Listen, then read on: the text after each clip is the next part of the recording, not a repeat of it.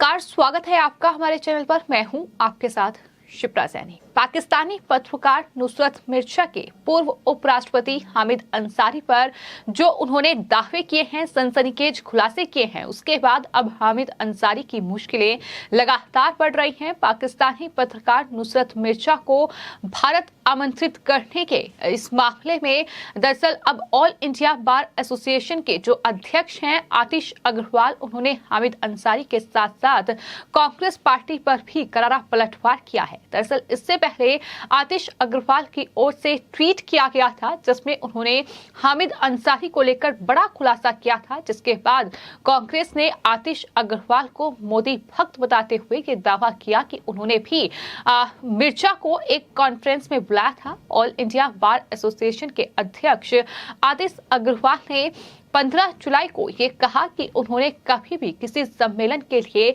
पाकिस्तानी पत्रकार नुसरत मिर्जा को आमंत्रित ही नहीं किया है। पूर्व उपराष्ट्रपति हामिद अंसारी और कांग्रेस नेताओं ने ये कहा कि हमने पाकिस्तानी पत्रकार नुसरत मिर्जा को आमंत्रित किया। ये तथ्यात्मक रूप से गलत है। ये उनकी तरफ से कहा गया। हमें उन्हें ना तो आमंत्रित किया है और ना ही उन्होंने सम्मेलन में भाग लिया है। साथ ही उन्होंने ये भी कहा कि रिकॉर्ड के आधार पर तथ्यों को स्पष्ट वो करना चाहते हैं और ये कि अंतर्राष्ट्रीय आतंकवाद और मानवाधिकार पर न्यायविदों का अंतर्राष्ट्रीय सम्मेलन 11 और 12 दिसंबर 2010 को विज्ञान भवन में हुआ था। तत्कालीन उपराष्ट्रपति हामिद अंसारी ने सम्मेलन में भाग लिया था। ये बिल्कुल गलत है जो वाइस प्रेसिडेंट हामिद अंसारी साहब और उनके स्टाफ ने या और कांग्रेस के लीडर्स ने ये बोला कि जो जर्नलिस्ट है पाकिस्तान के वो हमारे इनविटेशन पे हमारी कॉन्फ्रेंस में आए। ये फैक्चुअली गलत है। ना हमने उनको इनविटेशन दिया था, ना ही वो उन्होंने हमारी कॉन्फ्रेंस किसी भी तरीके से अनइनवाइटेड या इनवाइटेड कॉन्फ्रेंस को अटेंड किया। ये एक और इंटरनेशनल कॉन्फ्रेंस थी जो उन्होंने खुद बोला है कि एक इंटरनेशनल कॉन्फ्रेंस अगेंस्ट टेररिज्म जो कि जामा मस्जिद यूनाइटेड फोरम एक है, जो जामा मस्जिद के शाही इमाम हैं, उनके साहबजादे उसके अध्यक्ष हैं, उन्होंने ऑर्गेनाइज करी थी 27 अक्टूबर 2009 को। और वो उसको अटेंड करा उन्होंने, और उसको अटेंड ही नहीं किया, वो उसमें डायस पर थे, स्टेज पर थे, जिसमें वाइस प्रेसिडेंट साहब भी डायस पर थे। लेकिन नुसरत मिर्जा को ना तो आमंत्रित किया गया और ना ही उन्होंने इसमें भाग लिया था, ये उनकी तरफ से कहा गया है। यहाँ तक कि नुसरत मिर्जा ने भी अपने इंटरव्यू में इस सम्मेलन का कोई उल्लेख नहीं किया है। ये आतिश अग्रवाल ने कांग्रेस पार्टी पर सफाई दी है। इस सम्मेलन में हामिद अंसारी जो भारत के उस वक्त उपराष्ट्रपति थे, उन्हें आमंत्रित किया गया। साथ ही उन्होंने ये भी कहा कि अशोक दीवान जो कि उस समय उपराष्ट्रपति सचिवालय के निदेशक थे, उन्होंने ये जानकारी दी थी कि अंसारी की इच्छा है कि नुसरत मिर्जा को सम्मेलन में बुलाया जाए, लेकिन उन्हें न्योता नहीं दिया गया। एक अन्य संगठन द्वारा आयोजित एक अन्य सम्मेलन था। उन्होंने साफ तौर पर कहा कि ये 27 अक्टूबर को जामा मस्जिद यूनाइटेड फोरम द्वारा आयोजित आतंकवाद पर एक और अंतर्राष्ट्रीय सम्मेलन था। वहां की तस्वीर जो है वो आतिश अग्रवाल ने शेयर की है और साथ ही उन्हें कहा कि उस सम्मेलन में दरअसल नुसरत मिर्जा ने शिरकत की थी और मंच पर एक साथ हामिद अंसारी और साथ ही नुसरत मिर्जा बैठे हुए हैं। ये उस सम्मेलन की तस्वीर है। तो इस तरह से कांग्रेस पार्टी गलत आरोप लगा रही है कि साफ तौर पर उनकी तरफ से कहा गया। आपको ये बताते हैं कि इस पूरे मामले को लेकर जिस तरह से सियासत बढ़ी है और इसी बीच जो ऑल इंडिया बार एसोसिएशन के अध्यक्ष हैं आतिश अग्रवाल, उनकी तरफ से जो दावा किया गया है, उन्होंने ये कुछ तस्वीरें पोस्ट की थी जिसमें साफ तौर पर ये पता चल रहा है कि एक ही कार्यक्रम में एक ही मंच शेयर करते नजर आ रहे हैं हामिद अंसारी और साथ ही नुसरत मिर्जा। लेकिन इन सब के बावजूद हामिद अंसारी लगातार अपने ऊपर लगे आरोपों को नकार रहे हैं। बीजेपी लगातार सवाल पूछ रही है और अब इस पूरे मामले में एक बार फिर हामिद अंसारी ने बयान दिया और कहा कि मैं अपने उस बयान पर ही कायम हूं कि मैंने ना तो किसी पाकिस्तानी पत्रकार को बुलाया और ना ही उनसे मुलाकात की। बीजेपी ने तस्वीर दिखाते हुए ये दावा किया है कि 2009 में आतंकवाद पर आयोजित एक कॉन्फ्रेंस में पाक पत्रकार आया था। इसके अलावा बीजेपी की ओर से उस आयोजन की एक तस्वीर, ये वही तस्वीर है जो आतिश अग्रवाल ने शेयर की है, वो दिखाई गई। बीजेपी ने तस्वीर के साथ दावा किया है कि उसमें हामिद अंसारी नुसरत मिर्जा के साथ बैठे दिख रहे हैं। बीजेपी के प्रवक्ता गौरव भाटिया ने दिल्ली में बीजेपी मुख्यालय में प्रेस कॉन्फ्रेंस करके ये आरोप उन पर लगाए हैं। तो जाहिर तौर पर अब इस पूरे मामले में मुश्किलें हामिद अंसारी के लिए बहुत ज्यादा बढ़ चुकी हैं।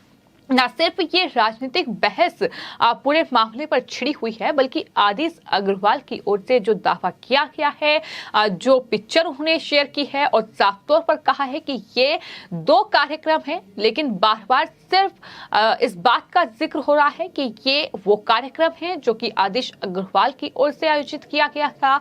उसमें नुसरत मिर्जा और साथ ही हामिद अंसारी पहुंचे हैं, लेकिन उन्होंने साफ कर दिया है कि दरअसल ये वो कार्यक्रम हैं जो कि जामा मस्जिद फोरम की ओर से ऑर्गेनाइज किया गया था। तो इस पूरे मामले पर अब बवाल मचता दिखाई दे रहा है। आपको ये बता दें कि इस पूरे मामले की शुरुआत तब हुई जब पाकिस्तानी पत्रकार नुसरत मिर्जा ने एक इंटरव्यू के दौरान ये दावा किया कि दरअसल उन्हें हामिद अंसारी, जो कि भारत के पूर्व उपराष्ट्रपति रहे हैं, उन्हें कई बार भारत आमंत्रित किया गया था। यहां से लौटने पर उन्होंने पाकिस्तान की खुफिया एजेंसी ISI को भारत के बारे में गुप्त जानकारियां दी थी। इन आरोपों को हामिद अंसारी ने कोरा और झूठा करार दिया है। अंसारी ने कहा है कि उन्होंने कभी किसी को आमंत्रित नहीं किया। उपराष्ट्रपति द्वारा विदेशी गणमान्य व्यक्ति को निमंत्रण आमतौर पर विदेश मंत्रालय के माध्यम से ही और सरकार की सलाह से ही दिए जाते हैं। यानी हामिद अंसारी साफ तौर पर बार बार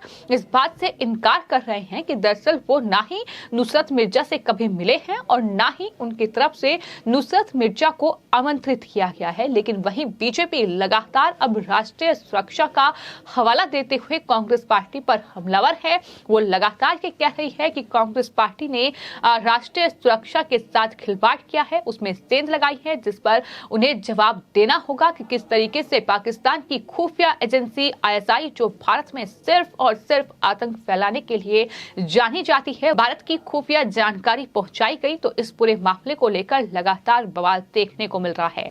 वहीं आपको बता दें, कांग्रेस पार्टी एक तरफ हामिद अंसारी का बचाव कर रही है और इस पूरे मामले पर तिलमिलाई हुई है, तो दूसरी तरफ 2002 के गुजरात दंगों में भी कांग्रेस पार्टी अब लगातार फंसी हुई है। चूंकि इस पूरे मामले में जहां एक तरफ प्रधानमंत्री नरेंद्र मोदी, जो कि उस वक्त गुजरात के मुख्यमंत्री थे, उन्हें पूरी तरीके से क्लीन चिट मिल चुकी है। उसके बाद अब जो एक्टिविस्ट है तीस्ता सीतलवाड़, उन पर जांच बैठाई गई है और गुजरात के मुख्यमंत्री रहे नरेंद्र मोदी को बदनाम करने की साजिश तीस्ता ने रची थी। ये आरोप उन पर लगा है। तीस्ता ने इसके लिए सोनिया गांधी के सचिव रहे अहमद पटेल से 30 लाख रुपए भी लिए थे। ये SIT की जांच में बड़ा खुलासा हुआ है। दरअसल SIT ने अहमदाबाद सेशन कोर्ट में दाखिल हलफनामे में ये बड़ा दावा किया है, जिसके बाद कांग्रेस पार्टी बौखलाई हुई है। कांग्रेस पार्टी के जो प्रवक्ता हैं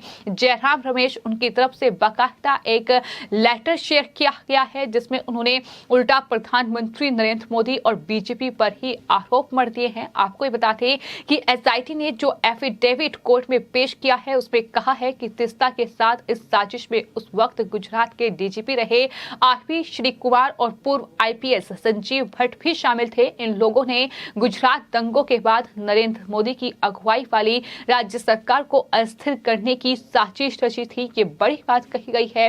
लेकिन इस पूरे मामले में जयराम रमेश ने बाकायदा जो एक चिट्ठी लिखी है, आपको बताते हैं जयराम रमेश, जो कि कांग्रेस पार्टी के महासचिव प्रभारी संचार और प्रवक्ता हैं, आपको बता दें उन्होंने लिखा है कि जो सोनिया गांधी के सचिव रहे हैं अहमद पटेल, जो कि फिलहाल उनकी मौत हो चुकी है, उन पर लगाए गए आरोप मनगढ़ंत और शरारतपूर्ण आरोपों को स्पष्ट रूप से कांग्रेस पार्टी खंडन करती है। ये प्रधानमंत्री की उस सुनियोजित रणनीति का हिस्सा है जिसके तहत वो 2002 में हुए गुजरात दंगों के पाप से मुक्त होना चाहते हैं, जो उनके मुख्यमंत्री रहते हुए हुआ नरसंहार को रोकने में उनकी अनिच्छा और अक्षमता के कारण ही भारत के तत्कालीन प्रधानमंत्री श्री अटल बिहारी वाजपेयी ने उन्हें राजधर्म याद दिलाने के लिए बाध्य होना पड़ा था।